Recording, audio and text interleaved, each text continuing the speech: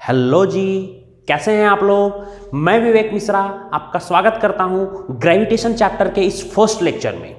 Gravitation chapter जो है वो क्लास 11th का एक बहुत इंपॉर्टेंट लेक्चर है। इसके फंडे, इसके लॉजिक्स को हम लोग क्रैक करने की कोशिश करेंगे। तो चलिए शुरू करते हैं। तो सबसे पहले बेसिकली ये ग्रेविटेशन होता क्या है। Gravitation is nothing but basically a force of attraction between two masses. Gravitation जो होता है वो दो मासेस के बीच लगने वाला फोर्स ऑफ अट्रैक्शन है। ठीक है, सपोज एक मास m है, एक मास स्मॉल m है। ये दोनों मासेस एक दूसरे को, ध्यान से देखिएगा, ये म्यूचुअल फोर्स ऑफ अट्रैक्शन है। म्यूचुअल मतलब दोनों मासेस एक दूसरे को एक फोर्स से अपनी तरफ पुल कर रही हैं, खींच रही हैं। ये वाला मास और ये वाला मास सपोज आइसोलेटेड सिस्टम में रखा हुआ है, तो ये वाला मास इस वाले मास को, बड़ा वाला m छोटे वाले m को एक फोर्स ऑफ अट्रैक्शन से अपनी तरफ अट्रैक्ट करेगा। ठीक है, ये छोटा वाला m जो है, ये छोटी वाली m, ये भी बड़ी वाली m को एक फोर्स ऑफ अट्रैक्शन से अपनी तरफ अट्रैक्ट करेगा। ठीक है, हम सब एक दूसरे को अट्रैक्ट कर रहे हैं। Each mass is attracting another mass. Okay, हम, आप, कुर्सी, जो भी आपके अगल बगल नजर आ रहा है, जिसके पास भी मास है, वो किसी दूसरे मास को अपनी तरफ एक फोर्स से अट्रैक्ट कर रहा है। ठीक है, इसी फोर्स ऑफ अट्रैक्शन को बोलते हैं ग्रेविटेशन। सो बेसिकली हम लोग ऐसे भी बोल सकते हैं कि दो मासेस के बीच जो फोर्स लगता है उसी को बोलते हैं अपन ग्रेविटेशन। ठीक है, तो एक बात तो समझ में आ गया सर कि हाँ, दो मासेस जो हैं वो एक दूसरे को एक फोर्स ऑफ अट्रैक्शन से अट्रैक्ट करती हैं, एक फोर्स से अपनी तरफ खींचती हैं। ये फोर्स आपको नजर नहीं आता है। ठीक है, ये कोई कॉन्टैक्ट फोर्स नहीं है, ये एक फील्ड फोर्स है।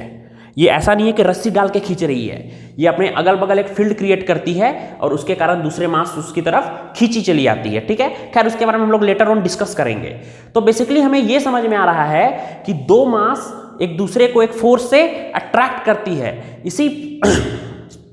इसी फोर्स को अपन क्या बोलते हैं, ग्रेविटेशन बोलते हैं। ठीक है, चलिए, बहुत बढ़िया भाई साहब। अब हाँ जी, तो अब आपके मन में सवाल ये आ रहा होगा कि हाँ सर, ये बात तो आप बहुत अच्छा बोले कि दो मासेस जो है वो एक दूसरे को एक फोर्स ऑफ अट्रैक्शन से अट्रैक्ट करती हैं। तो वो फोर्स ऑफ अट्रैक्शन कितना होता है सर, और क्या होता है, चलिए समझने की कोशिश करते हैं। इसको समझाया हमारे न्यूटन बाबा ने। ठीक है, तो चलिए समझते हैं हम लोग Newton's law of gravitation. Newton's law of gravitation. अच्छा, क्या है भाई ये न्यूटन्स लॉ ऑफ ग्रेविटेशन? ध्यान से देखिएगा, न्यूटन्स लॉ ऑफ ग्रेविटेशन क्या है। न्यूटन भाई साहब ने कहा कि दो मासेस जो हैं m1 एंड m2, जाहिर सी बात है ये एक दूसरे को अट्रैक्ट करेंगे। m1 को m2 अट्रैक्ट करेगा अपनी तरफ और m2 को m1 अट्रैक्ट करेगा अपनी तरफ।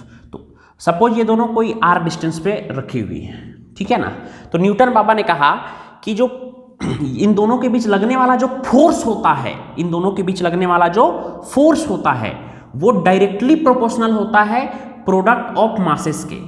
ध्यान से सुनिएगा, फिर से मैं बोल रहा हूं इस बात को। इन दोनों के बीच लगने वाला जो फोर्स होता है, m1 और m2 के बीच लगने वाला जो फोर्स है, ये डायरेक्टली प्रोपोर्शनल होता है प्रोडक्ट ऑफ मासेस के। क्या इसका क्या मतलब सर? इसका मतलब ऐसे समझिए, सपोज ये 2 kg और ये 3 kg का मास है। ठीक है, ये कोई एक डिस्टेंस x पे रखा हुआ है ना। तो बताओ इन दोनों मासेस का प्रोडक्ट कितना होगा, इन दोनों जो द्रव्यमान है इनका गुणनफल कितना होगा, इन दोनों मासेस का प्रोडक्ट कितना होगा, 2 × 3 यानी कि कितना, 6। ठीक है, अब हम सेम डिस्टेंस में दो और मासेस रखते हैं, एक 3 kg का और एक 4 kg का, और डिस्टेंस सेम है। ठीक है, x। एक बात बताइए, 3 × 3 × 4, इन दोनों मासेस का प्रोडक्ट कितना होगा? जाहिर सी बात है 12। तो आप देख सकते हैं कि जब कहने का मतलब ये है कि, तो आप क्या बता सकते हैं क्या कि इन दोनों में से कौन सी वाले पेयर में ज्यादा फोर्स ऑफ अट्रैक्शन लग रहा होगा? बिल्कुल ये वाले में, क्योंकि इनके मासेस का जो प्रोडक्ट है वो ज्यादा है। तो यही न्यूटन बाबा का पहला लॉ था कि जो फोर्स होता है दो जो ग्रेविटेशनल फोर्स होता है वो डायरेक्टली प्रोपोर्शनल होता है प्रोडक्ट ऑफ मासेस का, ठीक है। यानी कि प्रोडक्ट जितना ज्यादा बढ़ेगा मासेस का प्रोडक्ट, फोर्स भी उतना ही ज्यादा बढ़ता चला जाएगा। बहुत बढ़िया भाई साहब।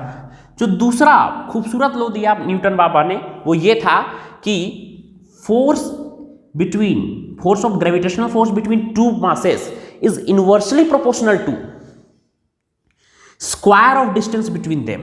मतलब दो ऑब्जेक्ट के बीच, दो मासेस के बीच का डिस्टेंस हम जितना ज्यादा बढ़ाएंगे फोर्स उतना ही कम होगा। देखो पहले वाले केस में क्या हुआ था कि जब दोनों मासेस का प्रोडक्ट हम जितना ज्यादा बढ़ा रहे थे, जितना बढ़ रहा था प्रोडक्ट ऑफ मासेस, उतना ही ज्यादा फोर्स बढ़ रहा था। इस वाले केस में क्या हो रहा है, डिस्टेंस जितना ज्यादा बढ़ रहा है फोर्स उतना ही घटता चला जा रहा है, ठीक है। इसको ऐसे समझिए, मान लीजिए दो मासेस है M1 और M2, वो 1 मीटर दूरी पे रखा हुआ है, ठीक है। तो इस पे कोई एक फोर्स लग रहा है, इन दोनों के बीच जो फोर्स लग रहा है एक्शन रिएक्शन फोर्स, वो है F। क्या है? F। ये दोनों F फोर्स से एक दूसरे को अपनी तरफ अट्रैक्ट कर रही हैं, ठीक है। अब एक काम करते हैं, इस पेयर को हम लोग अभी 1 मीटर दूर में है, एक मास को उठाए और उठा के रख दिए, इसको इससे 2 मीटर दूर रख दिए। तो हमने ये ऑब्जर्व किया कि जो फोर्स है वो R का स्क्वायर यानी कि 2 का स्क्वायर 4 गुना कम हो गया। यानी पहले फोर्स था अगर F, तो अब फोर्स कितना हो गया, F/4। बहुत बढ़िया भाई। अब हमने एक और काम किया कि ये जो डिस्टेंस है, ये 2 मीटर जो डिस्टेंस है, इसको बढ़ा करके 3 मीटर कर दिया। तो हमने देखा कि फोर्स कितना हो जाएगा, F/9। 3 का स्क्वायर टाइम्स ये कम हो गया, यानी फोर्स कितना हो गया, F/9। तो बताइए 4 टाइम्स कम हो जाएगा तो कितना हो जाएगा, F/16। बहुत बढ़िया भाई, बहुत शानदार। तो न्यूटन के 2 लॉ मैंने आपको बताया। पहला कि फोर्स जो होता है वो डायरेक्टली प्रोपोर्शनल होता है प्रोडक्ट ऑफ मासेस के। फोर्स जो होता है वो डायरेक्टली प्रोपोर्शनल होता है प्रोडक्ट ऑफ मासेस के। दूसरा मैंने बताया कि जो दो ऑब्जेक्ट के बीच लगने वाला फोर्स होता है वो इनवर्सली प्रोपोर्शनल होता है square of distance between them के, उनके डिस्टेंस के स्क्वायर के बराबर होता है। जितना ज्यादा हम लोग बढ़ाएंगे डिस्टेंस, फोर्स उतना ही कम होता चला जाएगा, ठीक है। डिस्टेंस बढ़ाने पे फोर्स घटता है, मास बढ़ाने पे फोर्स बढ़ता है। बहुत बढ़िया भाई। तो न्यूटन ने जो 2 बातें बोली, चलिए उनको कोरिलेट करते हैं, ठीक है। न्यूटन ने पहली बात क्या बोली थी कि फोर्स जो होता है वो डायरेक्टली प्रोपोर्शनल होता है प्रोडक्ट ऑफ मास के, ठीक है। और दूसरी बात क्या बोली थी, जो फोर्स होता है वो इनवर्सली प्रोपोर्शनल होता है square of distance between them के, दोनों के बीच की दूरी के स्क्वायर के इनवर्सली प्रोपोर्शनल होता है। अगर इन दोनों को हम आपस में कोरिलेट करें, ये इक्वेशन 1 मान लेते हैं और इसको इक्वेशन 2 मान लेते हैं, और इन दोनों इक्वेशंस को अगर हम आपस में कोरिलेट करें तो हम क्या पाएंगे कि F is proportional to M1 M2 by R square. F is proportional to M1 M2 by R square. और हमें ये बात पता है कि जब भी प्रोपोर्शनलिटी का साइन हटता है तो एक कांस्टेंट आता है। जब प्रोपोर्शनलिटी का साइन हटेगा, इक्वल टू का साइन आएगा, तो जाहिर सी बात है यहाँ पे एक कांस्टेंट आएगा। इस समय जो कांस्टेंट आएगा वो है कैपिटल G। क्या है? Capital G। तो ये कैपिटल G क्या है भाई? पहले तो देखिए यहाँ से बहुत खूबसूरत सा फॉर्मूला आया, F is equal to G M1 M2 by R square. F is equal to G M1 M2 by R square, ठीक है।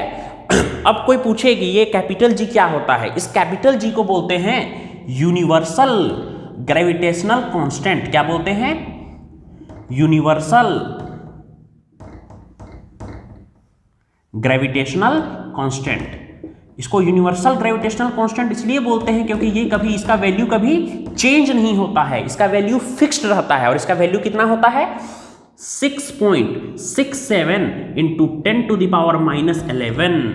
6.67 into 10 to the power minus 11 newton metre square पर केजी स्क्वायर, ठीक है। ये इसका value होता है। तो यहां से हमें फोर्स का एक बहुत खूबसूरत सा फॉर्मूला मिला। चलिए बोलिए आप लोग क्या फॉर्मूला है? F is equal to G m1m2/r², F is equal to G m1m2/r²। यहां पे G क्या है? Universal gravitational constant.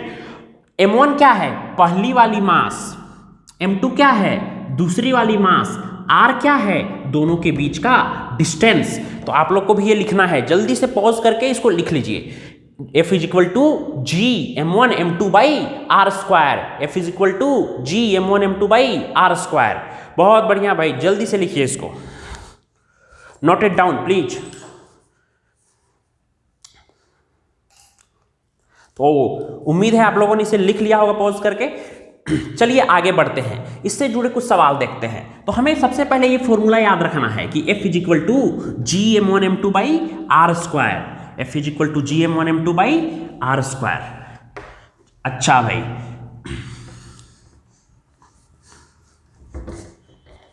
चलिए देखते हैं आगे। मैं एकदम चूजों वाले सवाल से शुरू करूंगा और धीरे धीरे कुछ अच्छे सवाल भी कराऊंगा। तो चलिए चूजों वाले सवाल से शुरू करते हैं। सपोज एक 2 kg का मास है ना, और पड़ोस में एक 3 kg का मास रखा हुआ है बेटा, ठीक है। ये दोनों 2 मीटर दूर हैं आपस में। कोई आपसे पूछे कि बताइए इन दोनों के बीच कितना ग्रेविटेशनल फोर्स लग रहा है। एक बात बताओ पहले, ये 2 kg वाला मास इस 3 kg वाले मास को किधर खींचेगा? अपनी तरफ, अलोंग द लाइन ज्वाइनिंग। ये 3 kg वाला इस 2 kg वाले को किधर खींचेगा? अपनी तरफ, अलोंग द लाइन ज्वाइनिंग।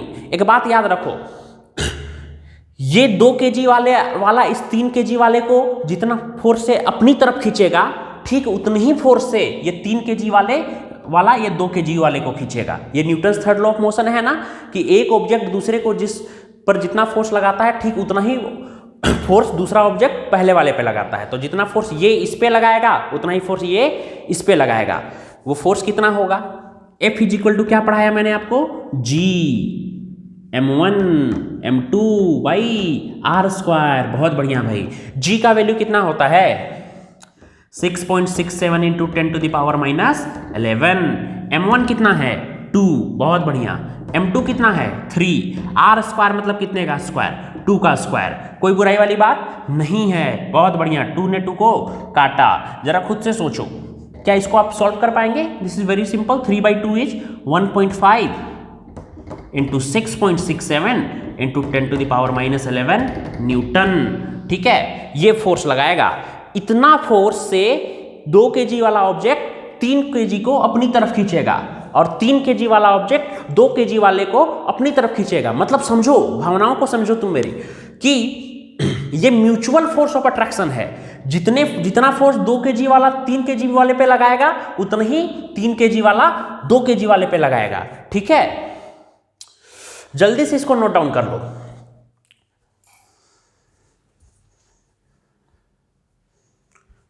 चलो, आई होप तुमने नोट डाउन कर लिया होगा। देखो बेटा, ग्रेविटेशन की खास बात यह होती है, ग्रेविटेशन की खास बात यह होती है कि ये एक से ज्यादा मास आने पे भी कम नहीं होता। क्या बोलना चाहता हूं मैं? अब आप यही सोच रहे होंगे। सपोज ये 1 kg वाला मास है, ठीक है, ये भी 1 kg वाला मास है, ठीक है, ये भी 1 kg वाला मास है। ये एक इक्विलेटरल ट्रायंगल के अलोंग रख के, वर्टिसेस के अलोंग रखी हुई है। ठीक है, मैं आपसे पूछ रहा हूं, ध्यान से सुनिएगा जो मैं पूछ रहा हूं, कि ये जो पॉइंट ए पे जो रखा हुआ है, पॉइंट ए पर जो रखा हुआ है 1 kg वाला बॉल, वो टोटल कितना फोर्स एक्सपीरियंस कर रहा है? पहली बात तो ये कि ये एक इक्विलेटरल ट्रायंगल है। अब आपको यहां से वेक्टर की समझ होनी चाहिए, तभी आपको समझ में आएगा। ठीक है, देखिए जरा ध्यान से, अगर ये इक्विलेटरल ट्रायंगल है तो यहां पे कितने डिग्री का एंगल बनेगा बेटा? 60 डिग्री का। बहुत बढ़िया। एक बात बताओ, ये 1 kg वाला इस 1 kg वाले को किस फोर्स से खींचेगा? अपनी तरफ एक फोर्स से खींचेगा ना। मान लो वो फोर्स है F, ठीक है, क्या ये 1 kg वाला भी ठीक उतने ही फोर्स से इस 1 kg वाले को खींचेगा? हाँ, समझो क्यों? क्योंकि दोनों मासेस का पेयर जो है, इस केस में मासेस का पेयर और इस केस में मासेस का पेयर सेम है, डिस्टेंस भी सेम है, और इन्हीं दो चीज पे तो फोर्स डिपेंड करती है। तो जिस फोर्स से ये वाला इसको अपनी तरफ खींचेगी, ये वाला भी उसी फोर्स से इसको अपनी तरफ खींचेगी। मतलब किस फोर्स से? F फोर्स से। ठीक है, बहुत बढ़िया। ये F फोर्स कितना होगा जरा खुद से सोचो। F इज इक्वल टू क्या होता है भाई? Gm1m2 by are square. बहुत बढ़िया। तो F इज इक्वल टू क्या हो जाएगा? G के जगह पर कितना पुट करेंगे? 6.67। m1 कितना है? 1। m2 भी कितना है? 1। आर स्क्वायर मतलब कितने का स्क्वायर? 2 का स्क्वायर। ओहो, बहुत बढ़िया। तो यहां से अपन बोल सकते हैं 6.67 अपॉन 4। 6.67 अपॉन 4 फोर्स का वैल्यू आ गया। ठीक है, पर ये क्या ये रिजल्टेंट फोर्स है? 6.67/4 इस फोर्स से ये समथिंग आएगा 1.52। आप लोग देख लीजिएगा, कैलकुलेशन आप लोग खुद कर लीजिएगा। ये 1.52 समथिंग इस टाइप का कुछ आएगा। ठीक है, तो क्या आपको क्या लगता है, ये क्या यही आंसर होगा? जी नहीं, ये वाला इस तरफ जा रहा है, ये वाला जो है इसके कारण इस तरफ फोर्स एक्सपीरियंस कर रहा है, और इसके कारण इस तरफ फोर्स एक्सपीरियंस कर रहा है। देखो, दो फोर्सेस लग रही हैं, और दोनों फोर्सेस के बीच यहां पर मैं आपको जूम करके दिखाता रहा हूं। दोनों फोर्सेस के बीच एंगल कितने का है? 60 डिग्री का है बेटा। कितने डिग्री का? 60 डिग्री का। ठीक है, ये वाला इसको खींच रही है F फोर्स से, और ये वाला भी इसको खींच रही है F फोर्स से। तो दोनों के बीच एंगल कितने डिग्री का है? 60 डिग्री का। तो आप जरा खुद से सोचो, F नेट कैसे निकालेंगे? दो तरीके हैं, या तो आप वेक्टर रिजोल्यूशन यूज कर सकते हैं, या फिर अंडर रूट। आपको पता है ना रिजल्टेंट का क्या फॉर्मूला होता है? Under root a² plus b² plus 2ab cos theta है, होता है ना। तो क्या हो जाएगा? यहाँ a के जगह पर क्या है? f का स्क्वायर, b के जगह पर भी f का square plus 2f into f यानी f का स्क्वायर कोस कितने डिग्री? 60 डिग्री। ये वेक्टर से ये फॉर्मूला आया है। अगर आपको नहीं आता है वेक्टर तो आप जरूर कमेंट करके मुझे बताइएगा। ठीक है, तो f स्क्वायर कितना हो जाएगा? 2f स्क्वायर, जाहिर सी बात है। 2f स्क्वायर कोस 60 डिग्री कितना होता है भाई? कोस 60 डिग्री 1/2। 2 ने 2 को काटा तो अल्टीमेटली कितना आया? Under root 3f square. मतलब कितना? Under root 3f। जरा देखना, ये f नेट का वैल्यू है, तो यहां से बताओ f नेट का वैल्यू कितना आया? अंडर रूट 3 और f का वैल्यू ये, यानी into 1.52। Under root 3 into 1.52 newton. यही हो गई आपकी आंसर। आई होप आपको वीडियो पसंद आया होगा। तो इसके अगले लेक्चर में हम लोग बात करेंगे ग्रेविटेशनल फील्ड के बारे में। अगर आपको लेक्चर समझ में आया तो प्लीज कमेंट करके बताइए और अपने दोस्तों के साथ इसको शेयर करिए। मिलते हैं नेक्स्ट क्लास में।